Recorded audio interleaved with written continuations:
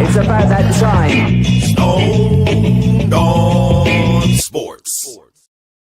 How's it going, everybody? You're tuned into Stoned on Sports Fantasy Football. My name is Matt, and no, that is not Kyle here next to me with a one hell of a tan. You've seen him here in the chat for the past year or so. I've seen him for the past 25 years. My brother from another mother, Loud Boy. What's going on, dude? I see you're rocking the hat commemorating your win in the Fantasy Baseball League. That must feel pretty good. What's going on, Matt? Thanks for having me on the show, bud. Man, it feels good. And you see what I got on there? 915 moves to a championship. That's it. Flags fly forever.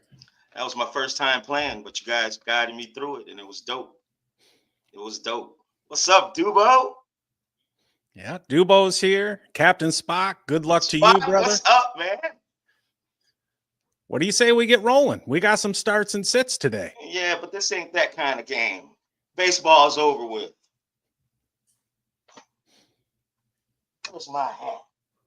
Let's get some football going. All right, we got some people up for you. First one on here, we got Justin Herbert. Justin Herbert, we got a good quarterback for you. You know, after getting off to a slow start this season, we all know that. We're all in fantasy football. You know, Justin Herbert turned things on lately and climbed the quarterback leadership position. How you think things are going to go this week, Matty? I am absolutely looking forward to this. He has an amazing matchup this week against the Ravens. This is the kind of matchup that makes me all tingly in my danger zone. They're 26th in points allowed to QBs from week 7 onward, and the Ravens are one of 2 teams allowing 300 or more yards passing and 2+ touchdowns per game. That is no bueno. The defense has allowed 17 points to quarterbacks 7 times, 20 points 6 times, and 30 points or more twice. And that works out nicely because Herbert's been a top 10 QB since their bye in total points. And in points per game, he's averaging 19.4 a week. And he's been even better over the last 4 weeks. He's the QB 6 in total points, QB 8 in points per game at 21.9. But what does that look like in real numbers? His average game, 17 of 28 for 255 and 2. I will take that every day of the week. And this cat hasn't thrown a pick since week 2 against Carolina, and it was his only one of the season. Now, we did see starting a few weeks back, we saw his attempts drop each week from a season high of 39 in week 7 to just 18 in week 10, but he rebounded nicely with 36 last week in that shootout with the Bengals. He's got multiple touchdowns in 3 of his last 4, and he's also running a little bit more as of late. He's got 30 or more yards rushing in 3 of his last 4 games. He gains 3.2 more yards per attempt when he's not pressured, 8.9 yards per attempt. Then when he is pressured, that drops to 5.7. That's the 4th largest positive difference among qualified quarterbacks this season. And the Ravens have pressured opposing quarterbacks on just 31.7% of dropbacks. That's the 10th lowest rate in the league. That smells like success. He is the only quarterback with a big-time throw rate over 7% and a turnover-worthy throw rate below 3%. And this dude leads the NFL in touchdown to interception ratio. Look, this matchup Monday night, I think, is probably going to be the highest scoring matchup of the week. I think we're going to be looking at a shootout there. And in terms of the quarterback position, I think Justin Herbert is going to end up as a top 5 QB this week. I agree with that, man. I agree with that fully. You agree? Oh, we got the chat blowing up. This is what you guys see when you do this. You see everybody. Hey, I see Kelsey in there somewhere. What's going on, Kels? Visco, what's going on? I saw, I'm going to take a little victory lap here talking about benching Deebo Samuel last week. And what does he do but proceed to shit the bed? I got another maybe surprising call out or 2 this week as well. All right. We got moving on to number 2. Nope. Hold tight. So we right. got Bisco here with a chat or a question in the chat. His tight ends are Evan Ingram and Mark Andrews. Laporta, Zach Ertz, Will Dissly, Hill, and Goddard are on waivers. Would you swap in a full PPR? Mark Andrews, he's really touchdown dependent, and I think you could really say that about most of the tight ends outside the top 4 or 5. Evan Ingram, I think Trevor Lawrence is supposed to be back this week. They need all the help they can get. Laporta, he's been inconsistent. Ertz has had a shit ton of targets over the past couple of weeks. Will Dissly has really stepped up, and he has, I believe, the easiest schedule for tight ends going forward. Goddard, to me, he's best served as an option if either A.J. Brown or Devonta Smith is out. And Devonta Smith is dealing with an injury this week as well. So that could be a little bit interesting there. I'm not going to drop him for Laporta. Ertz, I think, is going to be a little bit too inconsistent for me. I do like Will Dissly. Taysom Hill is another really, really good option. I would probably drop Mark Andrews for either Will Dissly or Taysom Hill, honestly. Appreciate you swinging by, Bisco. And we got Himothy back in. Hurts or love this week? And I wish I had $1 for every time you've asked that this season. Right. I'm going to go with Jalen Hurts in this instance. I do think there is a decent chance that we get some points on the board in that Green Bay and San Francisco game, but I absolutely love Hurts against that Rams defense. And he does have that little bit of a cheat code there in that he runs the ball and he manages to find the end zone as a runner. And that's fantastic when you can get 6 points for a touchdown from your quarterback, as opposed to the normal 4 that you get when they're passing. I think Hurts is the call for me. I think we got one more here too. See it. Kay is with us. Appreciate you stopping by. Trade away George Pickens for James Cook. In a PPR, he's got Jamar Chase, George Pickens, Ladd, Marv, Josh Jacobs, Chase Brown, and Najee.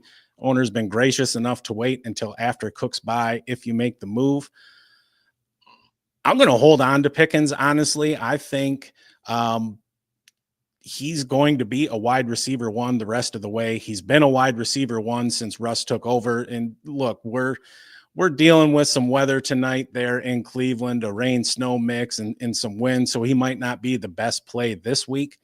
I'm going to hold on to him. I like your depth there at running back with Jacobs, Chase Brown, and Najee. Those are 3 really damn good options that you've got there. And I don't really see how this makes your team a whole lot better. Marvin Harrison has really been a disappointment this season. I don't necessarily know that I really want to count on him on a week-to-week basis, but Pickens I will count on along with Chase, and Ladd has really stepped up as well and established himself as the wide receiver 1 there with the Chargers. Good luck, Kay. Appreciate you. Bisco.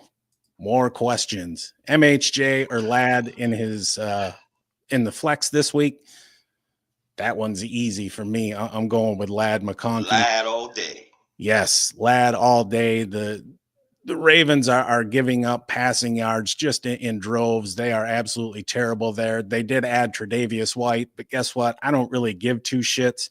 He is old. He is toast. He is done. Stick a fork in his ass.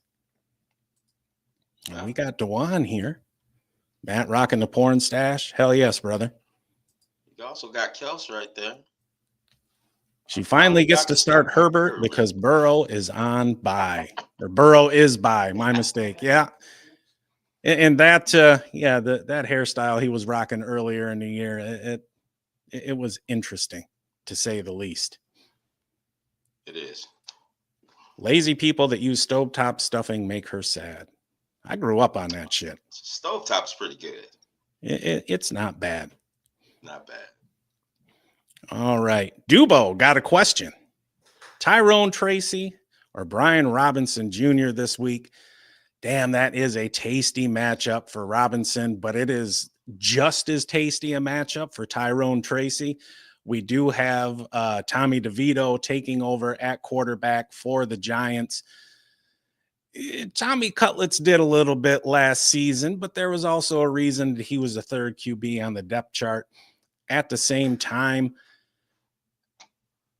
Tyrone Tracy has produced. I think both of those are really good options. I think they're both top 10 options this week. In a PPR, I would lean Tyrone Tracy. In a half or standard, I'm going with Brian Robinson.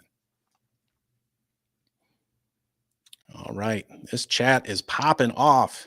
Man, speaking of Ashton, running backs, yes. Ashton's got a question for you. Ashton Buckner, not to be confused with Ashton Kutcher. Should he trade Jaden Daniels and Debo for Josh Allen and MHJ? Jaden Daniels has been kind of rough lately, right? He had two really tough matchups against the Steelers and then the Eagles in back-to-back weeks. He gets a beautiful matchup against the Cowboys this week. And you want to remember he was dealing with that rib injury as well that really limited him on his running. And there's a chance you could say, all right, maybe teams have adjusted to Jaden Daniels and got some tape on him. Debo, we know he's somebody with a very high ceiling, but he can be inconsistent at times. Josh Allen, I don't give two shits what anybody says. He is the number one QB in fantasy. I would take him over absolutely everybody else. So you're getting a pretty big upgrade at quarterback. Debo and MHJ are relatively close. You know what? Josh Allen right here, he is a difference maker. I'm going to go ahead and say do that trade. And Ashton follows up with he's really thinking about trading your Debo. You can't trust him. I don't know why I always want to say Dubo. Dubo's in the chat. That's it, man. BJ joining us. What's up, fellas? Sit one in the PPR. Mike Evans, David Montgomery, Cooper Kupp, or James Conner. That is a good one. Monty is going to do his thing. You cannot keep that man out of the end zone. Cooper Kupp has a very, very tough matchup this week against an Eagles defense that is just blanking everybody. I like James Conner's matchup, and when Mike Evans gets back, be it this week or next, he's been practicing in a limited capacity this week. He's going to eat. He needs something like 95 yards a game over the season's remaining 7 games to get to 11 straight years of 1,000 yards receiving, and he wants that. The Buccaneers are not out of it for the playoffs yet. I mean, their path to joining the postseason is going to be winning the division, and Mike Evans will be a big part of that in helping them in that endeavor. I'm going to sit Cooper Kupp. That is an absolutely brutal matchup, especially working out of the slot. Cooper DeJean has been just amazing this season. The Eagles did one hell of a job in the draft, landing those 2 cornerbacks in DeJean and Quinion Mitchell. Holy shit. I'm having a hard time keeping up here. Kelsey asked, is Pacheco Dunzo? No, he is not. He is probably going to be back this week, as a matter of fact, in an absolutely awesome matchup against the Carolina Panthers. Kareem Hunt has done a good job filling in for him. He's succeeded essentially with volume because he's been really inefficient and he's found the end zone. Pacheco is going to come back with fresh legs because one of them was fucking broken, and so he hasn't been doing shit. He's practicing in a limited capacity this week as well. It's not definitive if he's going to be back this week, but if he is, I'm going to be thrilled, and I'm going to run his ass out there. Bisco is saying, yeah, he's got Pacheco and Hunt, thinking it might bite him in the booty for a few weeks. Look, I think if Pacheco is healthy, he's going to be the lead dog, and Hunt will come in to spell. Maybe he steals some goal line work, but I think that's Pacheco's backfield. Oh, my gosh, there's more. Timothy. It is. He needs to start a wide receiver and a flex. His options at wide receiver are Wan'Dale Robinson, Rashad Bateman, and AD for flex options or whatever wide receivers left. Roschon and Laporta. Damn, Laporta, he's been on the struggle bus all season. Roschon is really coming on since Khalil Herbert has been gone. He's already taken over the goal line work, and you've got DeAndre Swift, who's he's nursing a groin injury right now, and groin injuries are no fun, and they're even worse in the cold weather. I'm starting Bateman for sure. AD, damn, that one's tough. I think I'm going to go Bateman and Roschon on this one. I think Laporta, he'll be somewhat involved. He was out last week with that shoulder injury. He should be back this week. I think Detroit's just going to steamroll the Colts on the ground. This is definitely a Monty and Gibbs week. But, Goff and Sun God are going to get his. And J-Mo, he's out of town. He wants to show off a little bit too. So, yeah, I'm going to go with Bateman and Roschon there. Bisco asks, would you play Laporta or Goddard over Andrews this week? If Devonta Smith is out, I'm playing Goddard over Andrews. I would play him over both of those. I think if Devonta Smith is out, Goddard is a top 5 option at the position. The problem is that's the Sunday night game, and we're not going to know until late in the afternoon. But still, Andrews is playing Monday night. Laporta, he's playing early Sunday. Laporta is not a consideration for me. Goddard and Andrews are the two you're going to choose from. Like I said, if Devonta Smith is out, I'm going Goddard. If not, I'm going Andrews. He says Ingram and Taysom are on bye. All right. Jerry Jeudy or Malik Nabers? That one's easy. I'm going with Nabers, and I'm going to be talking about him here in just a moment. Jerry Jeudy, he's getting the target volume. It's great, but this is going to be a weather game tonight in Cleveland. It's got a low total already. I think it's sitting at 36.5, and I wouldn't be surprised if that game goes under. So Nabers all the way, Kels. Timothy asks, if Pacheco does play, would you start him at flex or still go Roschon? If Pacheco plays, I'm running him out there. No hesitation whatsoever. All right, I think we're caught up. Who's next? All right, we all know about his inefficiencies as a runner. We all know this. But he makes up for it for his pass game. Matt, what do you think about Rachaad White this week? Well, this dude, he's somebody who's really turned it on over his last 4 games. He was on bye last week. Over his last 4 games, he's the RB8 in points per game at 19.1. In real numbers, he's averaging just 7 totes for 30 yards, but he's hauling in 5 grabs for 41 per game. And he's also found the end zone 5 times in the last 4 games. And look, even though we've seen Bucky emerge, he's still holding down a snap share over 60%. And he also holds a 47% route participation and a healthy 14% target share for a running back. And this matchup against the Giants' run defense is very, very juicy. They allow the 3rd most points to running backs at over 27 points a game. They're a little bit better in the red zone, but not really by much. They are last in the NFL, giving up 169 rushing yards per game at 5.4 yards a tug. They're not awful through the air, but they're still giving up 4 for 27, and it doesn't stop there. They've allowed the most runs of 20-plus yards and the most runs of 40-plus yards, and they've only forced 3 fumbles on runs, tied for the 6th fewest in the NFL. And you mentioned it there in the lead-in. We already know that White is inefficient. His 3.8 yards per carry ranks 39th among 46 qualified rushers this season. That puts him in the same range as Ramondre Stevenson and surprisingly, Kyron Williams. But he has half the carries as those two. He makes his hay in the passing game, and that keeps him on the field. If Tommy DeVito can just not suck this week, I'm expecting some points to be scored in this game because of the subpar defenses on both sides. I think he's going to end up as a running back 1 again this week. All right.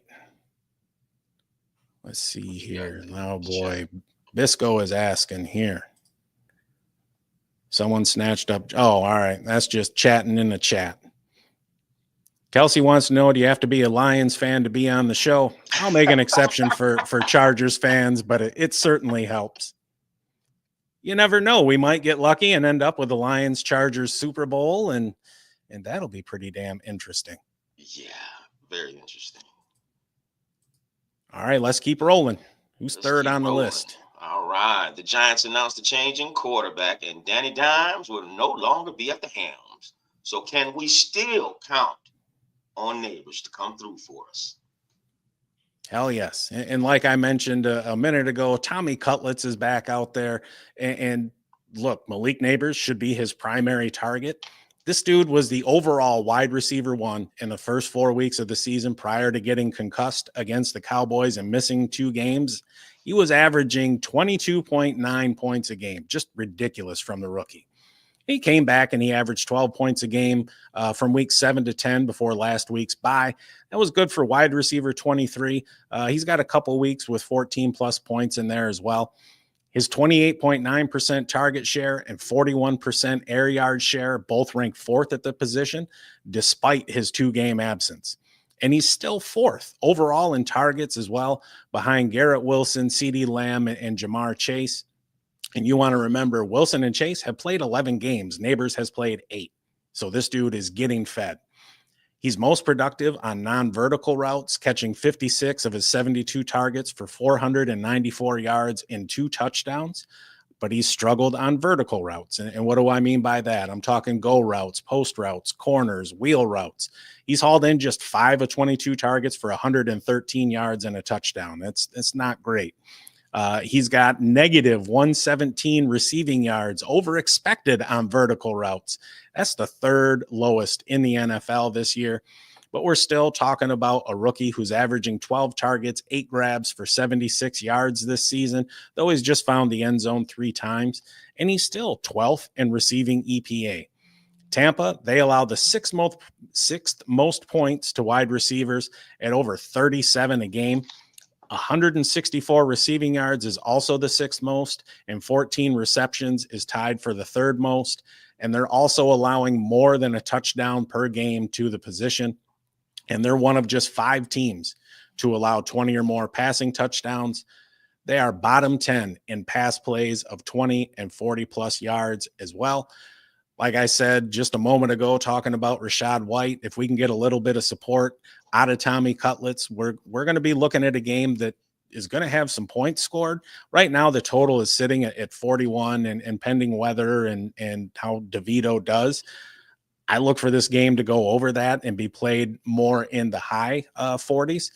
If that happens, look, we're looking at a damn fantasy bonanza there. So, and even if you wanted to switch those 2 teams playing each other, if you want to say, all right, I want to start Tyrone Tracy and Mike Evans, absolutely do it. All right, we got questions in the chat. John's joining us. Jameis Winston or Russell Wilson? Damn, that's a tough one. It is. I think Winston is going to end up with more volume, but he's also more turnover prone. Russ, I wouldn't be shocked if he throws it maybe 21 or 22 times tonight.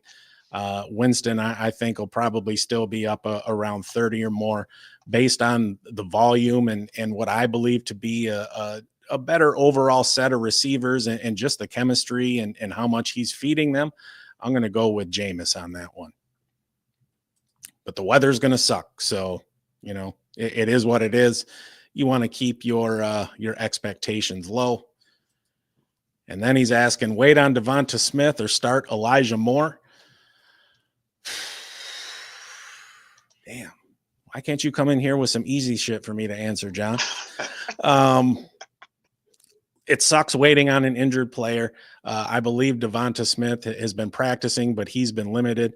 Elijah Moore has been getting fed targets, but the weather just sucks. Pittsburgh is a damn tough defense, and now we're looking at damn near a December division rivalry game.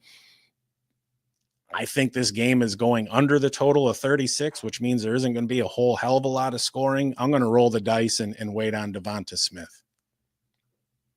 And then we got one last one from him.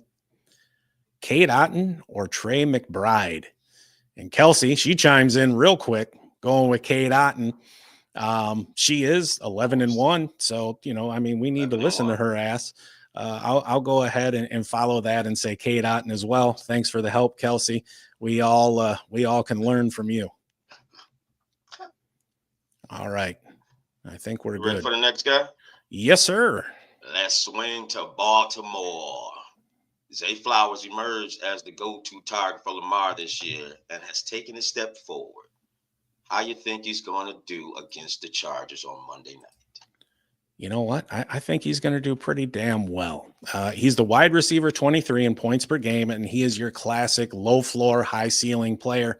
He has 5 games over 18 points and 4 games under 7.5 with 2 at 11. His last 5 games are the perfect microcosm of that. He's scored 4, 18.5, 29.7, 7.4, and 11.9 points. The raw numbers over that stretch: 31 targets, 19 grabs for 326 and 3, averaging 17.16 yards per reception. And he's got a damn nice target share. He's pulling right now 25.6%. That's tied with Jamar Chase for 10th best. He's 13th in overall targets with 79, right behind Travis Kelce, and he's got 1 more than Amon-Ra St. Brown. And he's 3rd in the league with 362 yards after the catch. He's gained 313 scrimmage yards across 22 receptions and 5 carries after going in motion, the most such yards in the NFL this season. He's also traveled 1,622 yards on his motions for a combined 13,706 yards of pre-snap and in-play distance, the most total distance traveled in the league. And it's a good thing this dude's like 5'9", 170, because that's a lot of damn running. His 4.1 average yards of separation is 2nd among players with 70 or more targets, behind only Alvin Kamara's 4.6 yards. Chargers, right? Good defense. Number 1 scoring defense in the NFL. They're surrendering just 14.5 points per game. But when it comes to wide receivers, they're giving it up like your girlfriend on prom night. Since week 7, they're allowing 36.6 points per game to wide receivers, the 6th most in the league, and their 9.9 red zone points per game allowed is the 2nd most. They're bottom 3rd in yards allowed to wide receivers per game at 157.8, and they're tied with Atlanta and Houston for the most touchdowns allowed at 7, and they've also given up 200-yard games. This is a game in the second Harbaugh Bowl. I'm expecting a lot of points to be scored there Monday night. I think Zay Flowers is going to be a big part of that. I like his after-the-catch ability, and they're doing a good job getting him the ball really in stride and in space. And look, part of that is him. We're talking about elite separation that he's getting. If the closest dude to you is almost 15 feet away, it's very easy to get the rock and turn upfield. I love him this week. Got in the chat there. All right. Now, Kelsey's bragging about how she's whipping everybody's ass. Oh, Bisco's asking, is DJ Moore about to pop off soon? His schedule looks good rest of season. I think that's a maybe, but I wouldn't count on it. Look, they've got a new offensive coordinator there in Chicago, and they're really working to simplify things. The run game is kind of letting them down. DeAndre Swift has been okay. He's best served, is not really like a bell cow back, right? And that's why Roschon is getting some more run there. DJ Moore is an incredibly talented receiver. I think he does want to get I think the new OC does want to get him more involved. It's just a matter of, finding out if that's going to happen. I think he can be, a mid wide receiver too the rest of the way, but I wouldn't go expecting what he did last season. All right. Who's last on our start list? On our start list. Yes. Number 5. Let's swing over to motherfucking Cali. When he's on the field producing, the Rams have a plus matchup this week. What do you think Hunter Henry is going to do, bud? I think he's going to have a pretty good game. And look, he's only the tight end 14 at points per game, 9.2. He's got 5 games with 10 or more points, and he's got 6 games that are under. But he scored 12 or more points in 3 of his last 5. He's fourth at the position in targets with 66. His 20.1% team target share is fifth, as are his 46 receptions. He's also sixth in both yards and air yards. Of Hunter Henry's 66 total targets this season, 77.3% of them have come on passes under 10 air yards, the 15th highest among tight ends with at least 30 targets. And he's recorded the second most yards and the most receiving EPA among tight ends this season on those targets. He's got 5 or more targets in 5 of his last 6 games and 5 or more grabs in 4 of his last 5. And despite being tied for fourth at the position in red zone targets, he's found the end zone just once this year. But he has an 85% plus snap share in each of the last 5 games and 6 of his last 7. The Rams, they're allowing the 10th most points per game to tight ends at 14.4, but they're top half in red zone at just 2.4 points a game. They're sitting pretty they're sitting at pretty much 10 targets, 7 grabs for 66 yards per game. Drake May and Hunter Henry have shown some chemistry this season. I also think, this is a game. Let's not count New England out, right? They're headed down to Miami, and typically they've struggled there, at least in the past. But it's a new day in New England. I like Drake May. I like their chemistry. I'm not really sold on that Miami defense that much either. I think he could be in line for a top 10 finish this week. All right. Next up. Wait, there's a question here from Bisco. Any past league winners in here? Right here. I've won quite a few in my day. I've even got an undefeated season under my belt, which was pretty damn cool. Not me, Bisco. This is my first football season, but hopefully. All right, next up. All right, we're going to swing over to Dubo's neck of the woods. I don't know if you're going to like this, but you're about to get it. He's had his ups and downs all season, and now he faces the Bears on the road. Why are you keeping Sam Darnold on the bench? Well, look, right now he's the QB 13 in points per game, averaging 17.6. He's given you 5 games over 20 points, but 2 games below 10 points. And we never really want to see a quarterback give us a single-digit point output. Through the first 4 weeks of the season, he was a QB number 4, and everyone thought he was the shit now. Well, since then, he's been the QB 23, tied with Caleb Williams.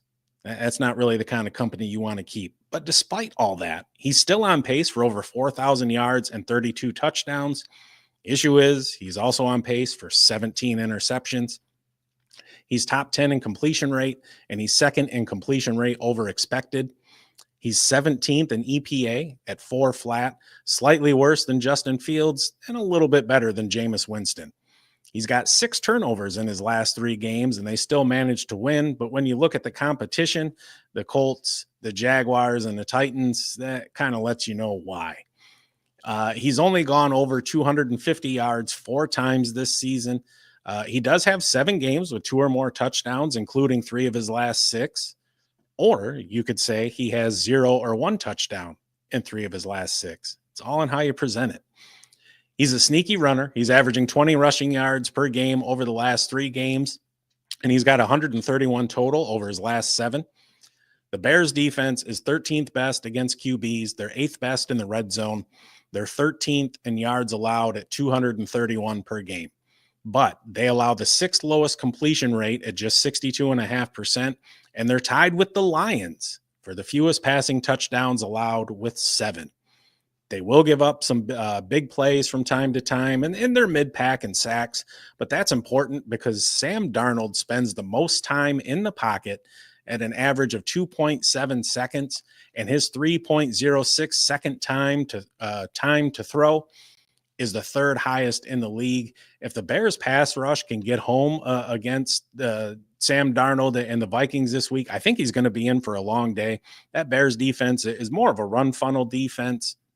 And what I mean by that is just their pass defense is significantly better than the run defense, and that drives teams to run the ball more than they pass. I think it could be a decent day for the the Minnesota backfield. But in terms of Sam Darnold, no, I think he's best left on your bench. I concur. We got some concurring. Yes, sir. Oh, let's see. You want to look in the chat, or you want to talk about another sit? All right. I am just skimming through the chat. What's your favorite fantasy team name you've ever had? A few years back. Supersonic Loud Boy. Supersonic Loud Boy. 1 year, I had Saquon Barkley and Drew Brees, and it was Saquon Brees Nuts. I thought that was pretty original. I've had a few others. Hanging with Mr. Hernandez after he hung himself. That's Jesus went kind of dark. That's very dark. It is. All right. They're meant to be fun, though. Let's see here. Bisco asked, if Pacheco plays, would you play both Hunt and Pacheco this week? His other RB is Pollard and also Kamara, but he's on bye, and Javonte, but gun to head, not playing Javonte. That Denver backfield, good luck figuring it out. Sean Payton's going to do whatever the hell he wants. And, you know, this is something we need to keep in mind. The players and the coaches don't give two shits about our fantasy team, nor should they. Their job is to win games. I don't have a problem playing them both just because of, you know, the situation that you're in. The Texans are a pretty tough run defense. Pollard could be a decent volume play, though. Tajay Spears right now, I believe he's still in the concussion protocol. So he could be, you know, looking at quite a bit of volume there. I'm expecting the Texans, though, to really win this game handily. And there's a chance, quite honestly, he could get scripted out, right? He's a decent receiver, but he's not amazing. Will Levis is incredibly inconsistent. If Pacheco plays, yeah, I'll hold my nose and play both him and Hunt and just kind of bank on the chance that they want to give Pacheco a little bit of a ramp up. I think just given the matchup there against Carolina with the both of them, they could get you, you know, at 20 points or so, maybe a little bit more. You can't count on Javonte and Pollard. I don't really want to count on either. Good luck, Bisco. Who's next on the list? Chuba Hubbard has probably been the biggest surprise at the running back position this season, but he draws his toughest matchup for running backs this week. Should we just sit him? Yeah, usually, you know, I love to say run his ass out there. This is more of a sit his ass down. He's the RB13 this season in points per game at 16.2. Since week 3, he's the RB5 at 18.7 points per game, sandwiched between Bijan and Gibbs. Who in the hell saw that coming? Nobody. And if they said they did, guess what? They're lying. Fuck it. I saw it coming. That's why I drafted him. I prioritized it. Coming off back-to-back 20-plus point performances before the bye, which were his 5th and 6th games over 15 points this season, he's generated 214 rushing yards over expected this season, the 3rd most in the NFL, trailing only Derrick Henry and Saquon Barkley. And that is the most by any Panthers running back in a season since at least 2018. Christian McCaffrey in 2019 was the next closest at 212 yards. And Chuba Hubbard is coming off a career-high 153 rushing yards in Week 10 against the Giants, a game in which he generated 71 rushing yards over expected. Now, part of this is due to Hubbard being contacted before the line of scrimmage on just 28% of carries. That's the lowest rate among running backs with at least 50 carries this season. And he's averaged 5.9 yards a carry and accumulated 176 rush yards over expected, with more blockers than defenders in the box. And that, I mean, you would kind of expect that, though. If you've got, you know, more dudes to block than there are to tackle, your ass should be getting positive yardage. Once he gets hit, he's a bitch to bring down. 349 yards after contact is eighth at the position. And overall, he's fourth in rushing yards with 818 yards, and he's top 10 in snap share, opportunity share, carries, and touchdowns. The Chiefs are allowing the fewest points to running backs at 15.4 per game since week 7, and just under 52 yards rushing and under 20 yards receiving per game. The Chiefs have also allowed a league low 3.1 yards per carry and the third fewest rushing yards over expected at negative 111 to designed rushes by running backs this season. The Chiefs have contacted the ball carrier before the line of scrimmage on a league high 52.8% of carries.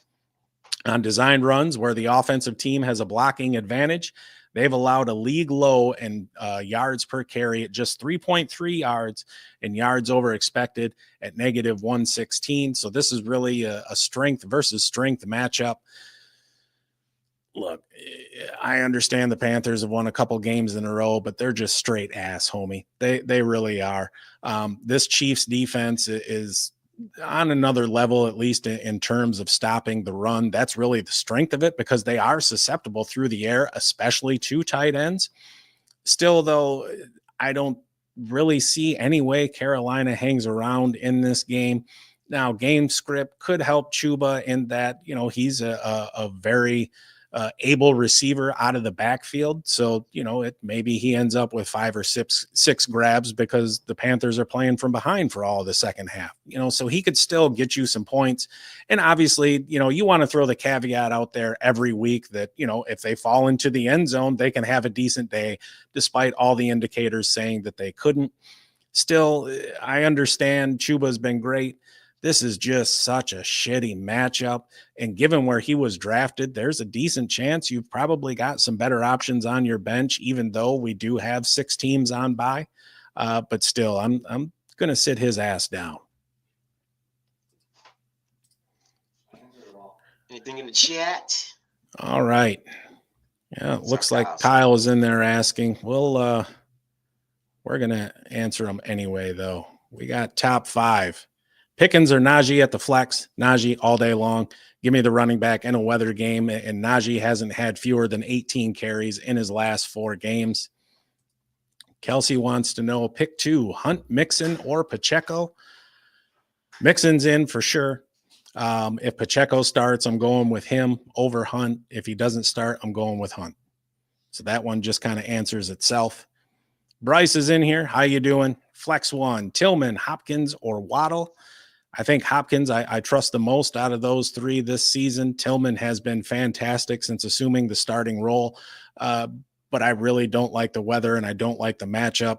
Jalen Waddle has seen a massive hit to his target share this season, and those targets have gone to Jonnu Smith and Devon Achane.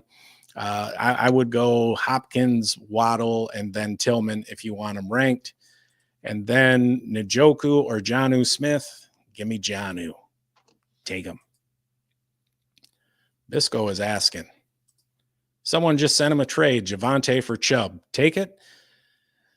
Even though he's been incredibly inefficient this year, Chubb has the more defined role. I'm going to hang on to Chubb there. And then Dubo is asking, Josh Downs or J-Mo? That's a toughie. It's hard to trust Josh Downs with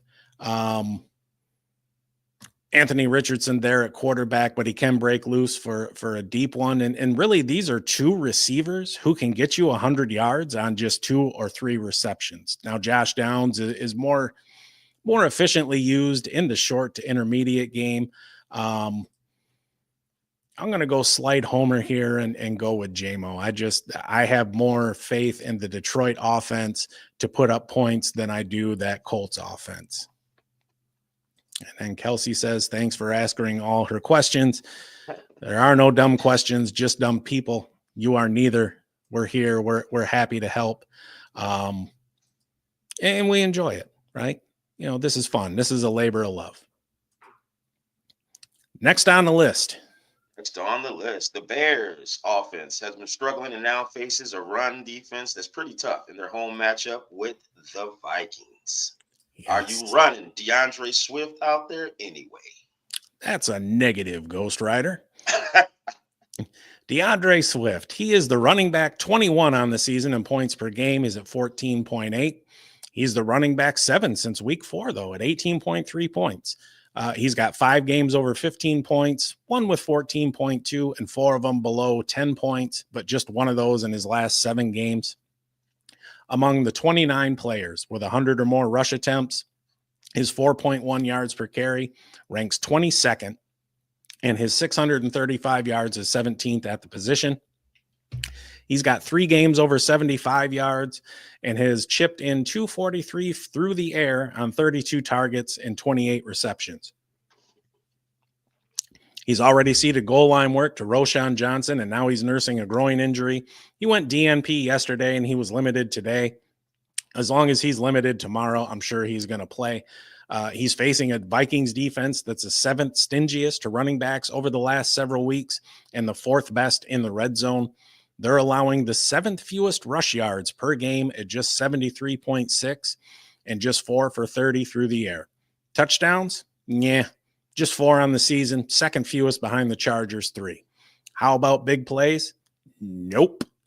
Just 2 runs over 20 yards, which is the fewest in the league, and 1 run over 40 yards, which is the 2nd fewest, only behind the Ravens, who haven't allowed any.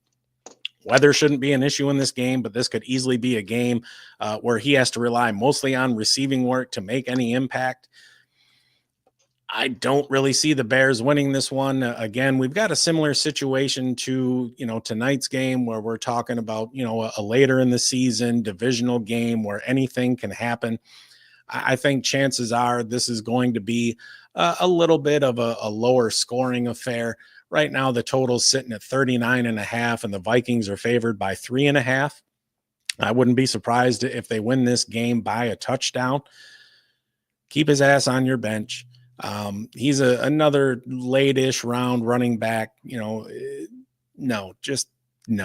I think he's honestly going forward going to continue to cede time on the field and carries to Roschon Johnson. DeAndre Swift is a no for me, dog.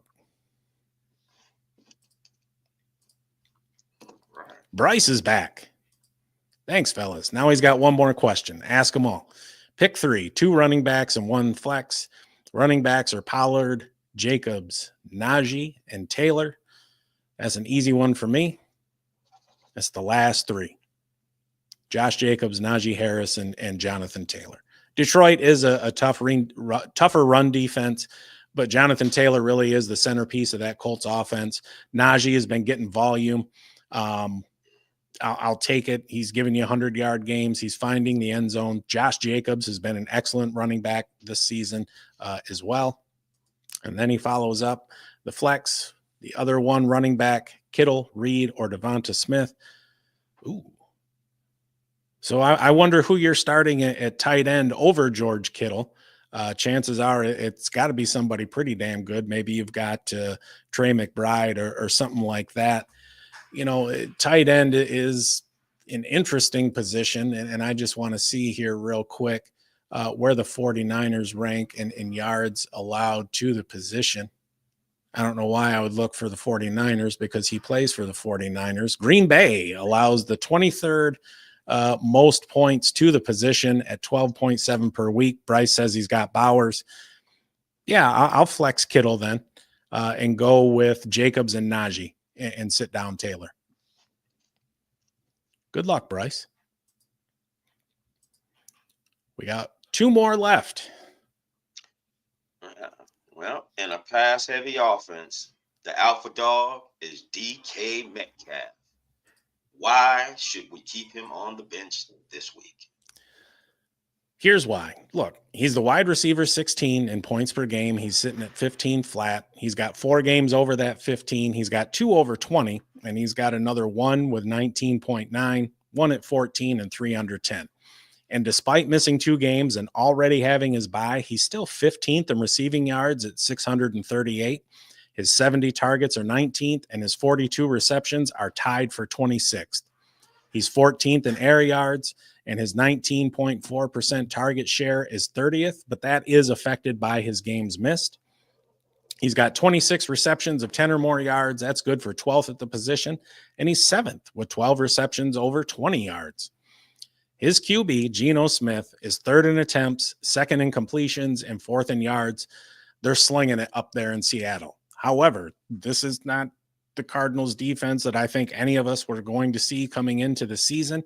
They are allowing the 6th fewest points per game to wide receivers since week 7 at just 25.9, and they're tops in the NFL with just 0.6 red zone points per game.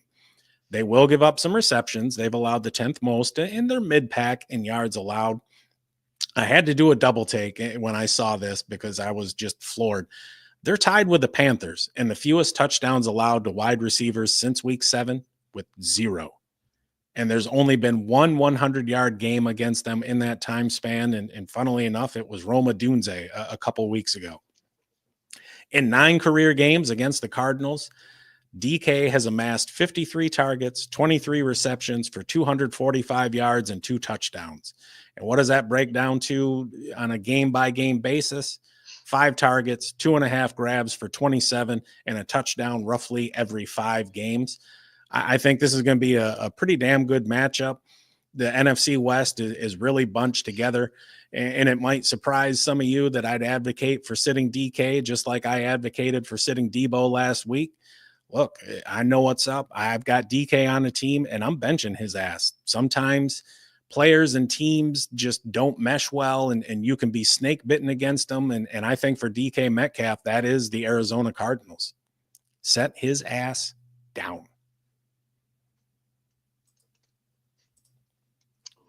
Dubo says JSN is him. He has come on lately too. And part of that is driven by DK's absence, but still, I think that genie is out of the bottle up there in Seattle.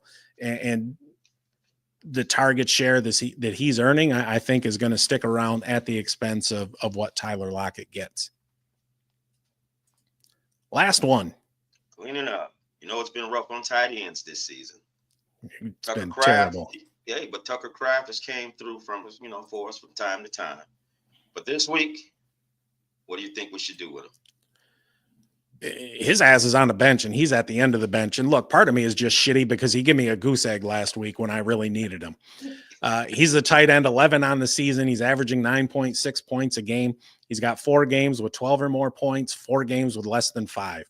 He's 22nd at the position with 28 receptions. He's 13th with 376 yards, but he's 2nd with 259 yards after contact, tied with David Njoku for 16th in team target share at 13.9%. And he had a run of 7 straight games with 3 or more targets snapped last week, where he had exactly 1, where he caught 0 and got me jack shit. Week to week, his targets are really unpredictable. Not only his, but really all the pass catchers there in Green Bay, just because they spread that ball around so damn much. He does get some decent red zone usage, though. He's one of just 7 tight ends with 10 or more red zone targets, and he's on the field a lot. He's got an 85% or more snap share in 6 of the last 7, and he's been at 93% or more in 3 of the last 4. He plays in line about 2/3 of the time with 24% in the slot, and he spends about 10% of his time out wide. And though he has more targets and receptions at home, he has almost 100 more receiving yards on the road. The 49ers are the 5th toughest matchup for tight ends, allowing just 9.2 points per game, with just one of those points being scored in the red zone. Though they're mid-pack in terms of receptions allowed, they allow the 3rd fewest yards per game to the position at just 39, and no tight end has found the end zone against them. Yes, I'm salty from what happened last week, but at the same time, making this decision with my head, I don't like how much they spread the ball around there. It's maddening, really, not only to Kraft managers, but to folks who have Jaden Reed and Christian Watson and Romeo Doubs. It's just a pain in the ass. The 49ers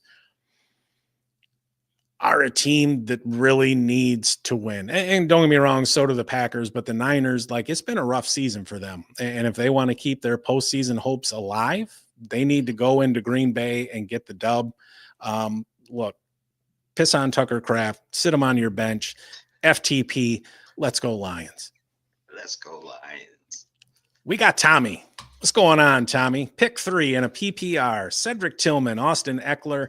That dickhead's name down in Carolina. Brooks. I can't remember his first name. Jalen Waddle, Bucky, or J-Mo. He's got St. Brown in his lineup already. I'm going with Bucky. I love that matchup. Eckler, I like that matchup as well. And then Waddle or J-Mo. I think we just talked about this a little bit earlier. I'm going to go with J-Mo. Tillman, normally I would like better than J-Mo, but I don't like the weather there. I don't like this matchup. And Waddle, you've not been able to really count on him all season. So, yeah, Eckler, Bucky, and J-Mo. Good luck, Tommy. Kelsey says Maddie doesn't like Kraft. Hell no, he doesn't. Keep that cheese away from me. Although I will eat Kraft macaroni and cheese, or like box macaroni and cheese. It has to be the kind with the powder. And I load it down with pepper, and I put in, more milk than it says to. But as far as like homemade mac and cheese or something like that, hell no, that ain't passing my lips. There ain't no way. All right. Bisco asks, trade MHJ for DeAndre Swift. It depends on if you really need the running back. MHJ, he's been disappointing this season, and Swift has been hot-ish. We just talked about him a couple moments ago. I'd sign off on that trade if you really need to acquire a running back. And these two are kind of close. I think MHJ has a little bit more potential, but DeAndre Swift, it might be a little bit more consistent for you. All right. And you do want to remember too, like Swift has a tough schedule coming up as well. Like Chicago's not even played Detroit yet. So they've got them 2 more times. And I think, they've got Minnesota this week. So it's going to be rough. And that is the conclusion. That's our starts and sits this week. Loud Boy, did you have some fun? Did you enjoy coming on? I did. Thanks for having me as a guest host. I can't wait to see all the other players. Dubo. I can't wait to see you guys as guest hosts. It was pretty fun. I can't wait to do it again. Can't wait to do it again. Yeah, and, if you guys want to come. Oh, and I received my merch. Beautiful. Appreciate you guys. That's a damn cool hat, if I say so myself. It is. I appreciate it.